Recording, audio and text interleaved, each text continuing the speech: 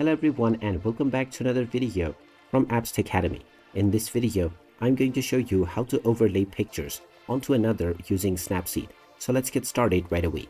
First of all, open up the Snapseed application on your device, and you may use the open button or the plus icon to open up any image that you would like to edit.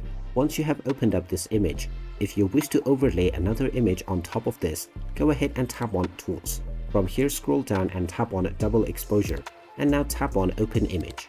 You can now choose any other image from your gallery to overlay onto this one. After choosing your image, you can drag it to reposition and also pinch and zoom in to set your desired scale.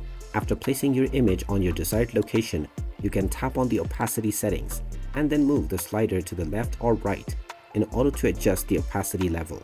Now, if you wish to completely blend the two photos, then you will need to go into Edit Stack, and from the View Edits menu, go into Double Exposure to fine-tune your image that you have just overlaid.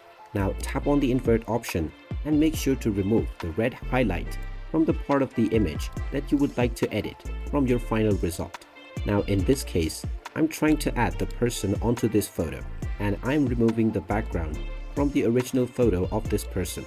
Once you have removed the red marking from every part of the image, except for the one that you wish to overlay, tap on the tick mark, and now this object will appear within your image overlaid. Now one final thing that you will need to do is adjust the opacity a final time. Tap on Double Exposure once again, and from the settings option, tap on Opacity. Now use the full opacity setting and tap on the tick mark, and now within your final image result, the image has been overlaid with your opacity applied. Now while this is not done perfectly, you can zoom in and fine-tune your edit to make sure that your overlay is perfect. And now you can just export your image after your overlay is done. And there you have it. That is how easy it is to overlay an image onto another using Snapseed.